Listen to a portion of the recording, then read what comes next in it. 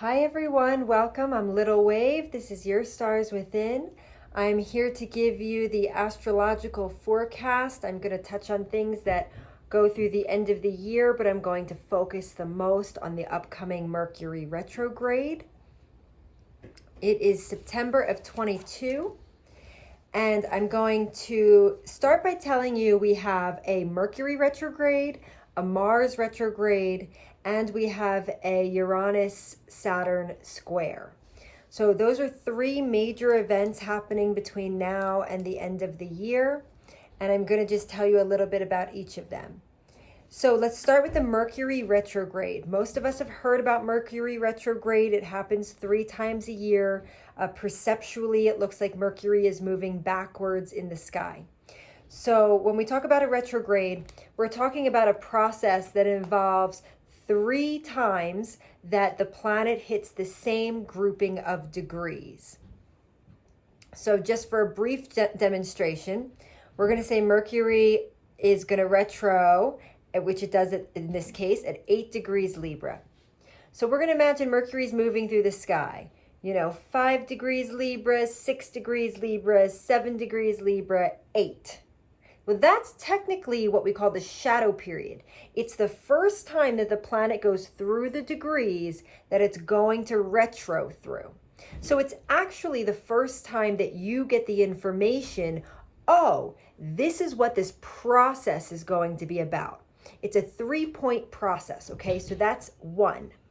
Then it goes retrograde. That's when we say, oh, there's a retrograde, but it really already started. So in this case, it's going to retro on September 10th of 2022, and it's going to go 8 degrees, 7 degrees, 6 degrees, 5 degrees, and it actually is going to go all the way back to the previous sign to 24 degrees Virgo, but I'm going to talk about that in a minute. And then when it's done its retro, we say, oh, retro's done, but it's not done. It still needs to go back through those degrees. So the second time when we call it retro, that's the internal process. The first time through, we found out what it's about, what's coming up. The retro process is like we're going in, we're doing the work inside. It might not look like new behaviors yet, but it's going to look like the inside work and the inside changes and kind of the things that we realized we're doing something with inside. And then as it comes forward, that last time, this is when the new behavior or new action. Now, if I didn't pay attention, I might be getting hit pretty hard with some information here because this is the last chance I need to get this to move forward. So now it's retrograde's done, but we're still in the shadow period and it's going to come back through 5 degrees, 6 degrees, 7 degrees, 8. And as it moves to 9, we're done. It's done with its process through those degrees. Okay? So that's an overview of how all retrogrades work. This retrograde started the shadow period the first time through the degrees on August 21st. So if you want to think back to what was going on in August around that weekend of the 21st, that's the beginning of, hey, what is this about for you? It's going to start that shadow period at 24 degrees Virgo. So if you have any planets or points being the angles of your chart, anything significant around 24 Virgo or the other mutable signs. So 24 Virgo, 24 Pisces, 24 Sagittarius, 24 Gemini. If you have anything around those, this Mercury retrograde is going to be particularly significant for you. Of course, with all retrogrades, we're all going to experience things. Back up your computer. There might be delays. Not the best time to buy a plane ticket if you can help it. Just any kind of planning tends to have, struggles that we have to deal with. And we can deal with them. But it's going to be particular to you and your growth if it's hitting a certain point in your chart. We'd have to know what planet that is and what house that's in, what aspects that planet makes to make a full understanding, which would really require like an individual consultation. But that can just be the beginning of identifying, oh, this one's going to be big for me, and paying attention to how you experience it. Now that's the shadow period. It moves to 8 degrees Libra where it starts to retrograde. So anything around the early degrees of Libra up until 8, right, is going to really feel it. Or the other cardinal signs. So up to 8 degrees Libra, 0 to 8, right? Up to 8 degrees Aries, up to 8 degrees Capricorn, up to 8 degrees Cancer. So this Mercury retrograde affects some mutable signs and some cardinal signs depending on the degrees. Around September 19th, Mercury in the sky, affecting all of us, going retrograde, will be opposing Jupiter around 4 degrees Aries. So that's going to magnify it. So if we haven't figured out what it's about, we're going to definitely feel it around September 19th. It's going to be magnified.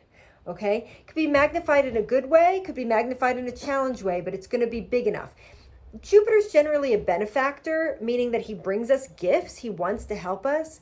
But sometimes the best way for him to help us is to make an issue bigger, or make it big enough for us to see it, big enough for us to deal with it. Now, this is about cognitive level. This is about communication. This is about our insight. This is about the way that we see things. So it's going to make something clear to us that we need to see. We're also going to see an activation when it is as far back as it's going to go, and it starts to go direct again around 24 degrees Virgo. It's going to be activated by Neptune, which is at 23 Pisces, so that's opposite it. And that Neptune's going to be retrograde. So this might bring with it, especially if you have planets or points there, but for all of us, it could bring with it some spiritual insights. If you're musical, some musical insights.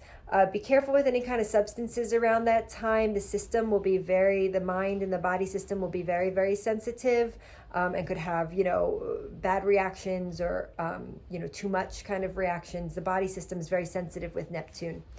But we want to think about, this is, very spiritually activating. So, what is the soul message? What's the direction? This can help the mind get out of the linear. It's retrograde. It's in more of the circular right brain thinking, the artistic thinking. And now it's going to make an opposition with Neptune, which can bring in all kinds of spiritual insights and understanding if we're using it properly. Then we're going to also have a meetup again with Jupiter, because Jupiter is going to go retrograde. Jupiter goes retrograde on October 1st, if you're wondering, around 3 degrees Aries. So if you have anything around there, just be aware of that. And then he'll retrograde and meet up with this Mercury retrograde again on October 12th at 1 degrees Aries. And so if you have any planets or points around then. And so that should also bring with it some big ahas. Jupiter's retrograde at this point. So this can bring ahas about, humanity, about giving, about our, money system. Sometimes Jupiter really wants to not participate in that kind of stuff, especially when he's retrograde. He's also known traditionally as a spiritual planet, and so he could be bringing you spiritual insights as well. And then we'll finish that shadow period. He goes direct on October 2nd. I think I said that. And then he'll finish the shadow period October 17th. So the shadow starts August 21. What was going on around then? That's what this is about for me. September 10, it goes retro. I start doing the inside work. There's going to be a couple activation points in there with Jupiter, making it bigger around September 19. It goes direct October 2nd, connected with Neptune, meets up with Jupiter again October 12, going direct, and then finishing the shadow period October 17. So that's the Mercury retrograde process. I'm not going to go as in depth with the other processes because this is the one most in front of us. I can always make a video getting more in depth in the other ones. But I just want to give you some vision into the upcoming future, into the fall and then the new year. We have a Mars retro. Mars moves a lot slower than Mercury, and so this retrograde period lasts much longer.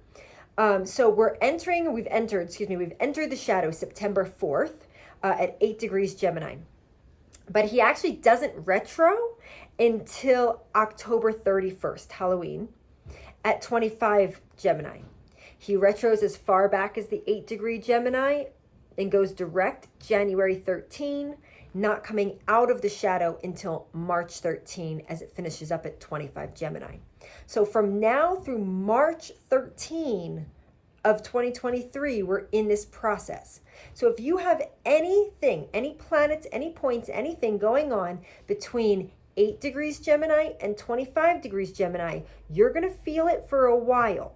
If you notice what house it's in, Mars is going to hang out in that house for a while. So you're going to also feel it there, even if you don't have planets or points.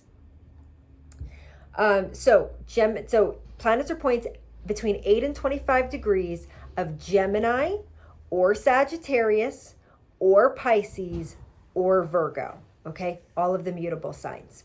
All right. Mars is, of course, god of war. He can be aggressive. He tends to bring with him agitation, higher feelings of anxiety or annoyance, violence, aggression, sometimes accidents. We could be accident prone depending on, how that's configured. So just paying attention to, if it's on the nodal axis, like the north or the south node, it can aggravate like your life path or past karma.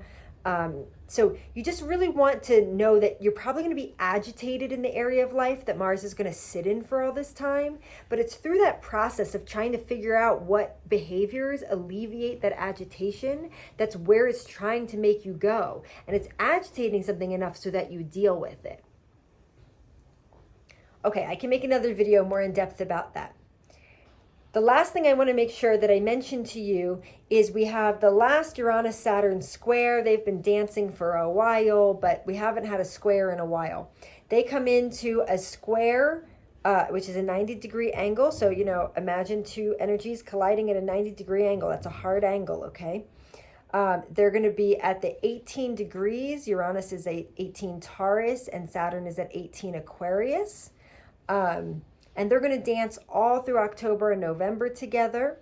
And they'll be highly activated by a lunar eclipse full moon that's going to occur on November 8th at 16 degrees Taurus. So that will be very active for everybody. But especially if you have planets or points around the 18-degree mark of the fixed signs. So 18 degrees Taurus, 18 degrees Scorpio, 18 degrees Leo, 18 degrees Aquarius. This is the old structures and the new consciousness colliding. This is the shift that we've been in for a while.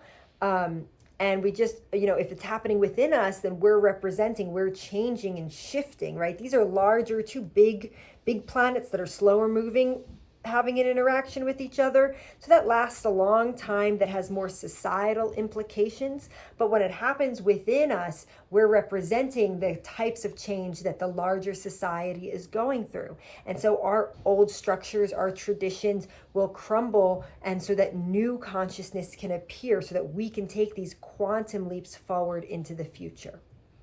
I hope that this was helpful. Please feel free to put a comment or a question. If you're looking to know how this is all going to affect you personally and feel a little bit confused by that, feel free to reach out to me for a consultation. I am happy to work with you, and I wish you all the best. Bye.